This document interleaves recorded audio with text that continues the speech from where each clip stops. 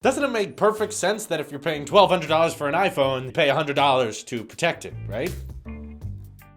The iPhone X Folio Case starts at $100, only comes in about 4 colors, but it has some exclusive features, given the fact that you can only buy a folio case for an iPhone X. It is not available for the 8 or 7, and there's already been a lot of controversial talks about this, because I saw a lot of comments of people saying that they hate wallet cases. I can kind of understand why people like them though. You know, it's combining your wallet with your phone, which means that it's easier to head out the door. You just have to remember one thing when you're feeling around your pockets. You're like, yep, it's right there, I got everything now. But at the same time, it does make your phone quite a bit bulkier. The iPhone X has a very sleek design and it's nice to hold, and this definitely about doubles the thickness of your iPhone X and gives it a different texture. It is made of genuine leather though, and I think that's the reason this costs $100, which is quite pricey for a case, but hey, it is indeed Apple. The regular leather case made by Apple is only $50, and I think the fact that you have a whole other side of this case that is used to store all of your credit cards or ID or whatnot, since this is all genuine leather as well, you're using more than, twice the material of a typical leather case, and that's probably why this is so expensive. But it also carries the exclusive feature of being able to unlock the phone with magnets hidden inside the case itself, which means that when your phone is open and unlocked, you do not have to use the side button to turn it off. You can simply shut it and then it will shut itself off. I don't even think a lot of third-party cases can even do that, which is kind of neat. And some people who were used to having flip phones kind of like the idea of being able to slam your phone shut, kind of a more satisfying, I hated that phone call, or just kind of, I'm done with this, no buttons required. You can just slap it shut and put it back in your no buttons required. You can just kind of shut it and then put it back in your pocket. Though there's definitely some things I was expecting the folio case to do that it ended up not doing at all, which is the fact that while there are magnets in the case itself that are able to turn the phone off, yes, the magnets do not keep the phone case covered, which means that similar to a lot of ladies' purses, the cover just kind of rests on top of the phone. Your hand is supposed to keep it shut, or gravity is supposed to keep it shut, because if you turn it over, the cover literally just falls off. There's nothing keeping this attached to the phone itself. That's really important to recognize because a lot of people don't realize that. The website doesn't give you any information about that. The fact that there's no magnet, there's no cover, there's no buckle or anything to keep this shut. You're literally just supposed to hold it tight. That's where I think most of the disagreements with the folio case have come in. People are not happy about that, which I can definitely understand. I've had phone cases like this in the past, and usually there's some kind of magnet, there's some kind of buckle that's used to keep the actual wallet portion of the phone case sealed. Not having that on a phone case that's $99 seems kind of bizarre, especially if there's magnets in it. And then comes my next problem with the folio case is what to do with your phone once you're just trying to use it with one hand, or you're just trying to use the phone. You don't need your wallet out or anything. You can't really hide or ignore this side of the folio case very easily, because first of all, combining your wallet and phone takes up a lot of space in your pocket. So when you pull it out, you've got this giant wallet attached to your phone, and when you're especially using your iPhone X with one hand, it's kind of awkward having this giant piece of wallet hang off of it, and it's a bit uncomfortable to have it holding around like this. So of course your go-to response is to just turn it all the way around so it is kind of the back of your 10, but there is so much leather material and there's so much stuff behind the phone itself, it does not rest flat. You actually kind of have a very light kickstand on the back, and that's definitely a little bit annoying for a lot of one-handed users, and there's a lot of you out there for the iPhone X. It feels a little bit uncomfortable and bulky to hold if you're a single-hand user just trying to casually use your iPhone X and you have to hold all of your credit cards and cash at the same time. I've also found that because the folio case is trying its best to be very sleek and thin, it's already pretty bulky as it is, so the more credit cards you put into it, the bulkier your phone is starting to get. These little side pockets for your credit cards actually get full pretty quickly, and when you're at a place that doesn't support Apple Pay and you need to get your credit card out, it's kind of awkward. You kind of have to reach for it, use your fingernails so that you can be more precise. And oftentimes I've actually had to take out all the cards in order to just get one, because credit cards do not slide out of the pocket easily. I guess this is definitely an advantage if you're worried about the cards themselves falling out. They definitely won't. But again, when you need access to those cards, it's definitely kind of awkward too, because they're very stiff in there. And like I said, for me, it's made more sense to actually just pull all of your cards out at once, because these pockets are so secure and they're so rigid that pulling each individual card out is actually quite tricky. So I've been using the folio case for a while, and I have to say that while I'm not really a case guy. I can understand certain people liking this type of case because it combines your wallet and phone, and it definitely provides very good protection to your iPhone 10. Only the bottom of your stainless steel iPhone 10 is going to be revealed to the world, so if you drop it on something sharp, this is the only place that has potential to be damaged. Other than that, you know, your display is covered, your back is covered. It definitely erases the camera bulge, so you don't have to worry about your camera scratching up on the surface. I'm sure it would protect the iPhone 10 just fine, and if you don't have a ton of credit cards and you don't have a ton of cash on you at once, the Folio case is a fairly decent wallet, but here's the kicker. The main reason I cannot completely ditch my wallet and just use this all the time, for those of you who don't know, I like to vlog, especially on Tailosive Talks. If you haven't seen them, please check them out. But I love vlogging with the rear-facing camera on my iPhones because they're clearly better than the front-facing. I like to vlog at 4K at 60, and vlogging with this case is very, very awkward because you have this giant wallet section of the Folio case that you don't know what to do with when you're filming. It definitely offsets the weight, and of course, if you try to flip it around and hold it like this, it covers up the camera. So since I do a lot of rear-facing recording, the Folio case is fairly impractical because every time I want to record, I have to therefore have my wallet out dangling around, which is definitely awkward. And while it may require a few extra steps on my end, I think for me, it's going to be better off to just have a separate wallet and my phone case. So don't get me wrong, your iPhone 10 is a lot of money. No matter how durable everything Apple Pro says it is, you definitely should baby it, you should protect it. There's a lot of money invested there, and this will protect it. However, I think there are likely cheaper cases out there that will definitely do the same job and can still let your iPhone 10 remain slick. So if you were curious about the iPhone 10 Folio, or you're just the kind of person who thinks they might actually get use out of it, I will be doing a giveaway of my particular Folio case for my Patreon backers. Sadly, I cannot do a giveaway for all of my audiences yet because the channel is not big enough. But for those of you who don't know, people who donate on Patreon get monthly giveaways anyway, and this will be included in the next one. Or if you don't have an iPhone 10, I'll find something else for you. But of course, this was done with consent of the donor of the iPhone 10 Folio case. While we were live streaming the pre-order of the iPhone 10, he donated $100 and said, review it and buy it. To you, I say thank you, but sadly, this is not a home run for Apple. If I had to rate it, I'd give it like a 6 out of 10. Doesn't work for me, but definitely could work for other people out there. So hopefully someone out there will find good use of it. And I think I'm definitely interested in trying a silicone or leather case directly from Apple for the iPhone 10 because most of the Apple certified cases I've bought have been very, very nice. Let me know all your thoughts on the iPhone 10 Folio case in the comments below. This is your Apple Sheep here, and I will see you in the next one.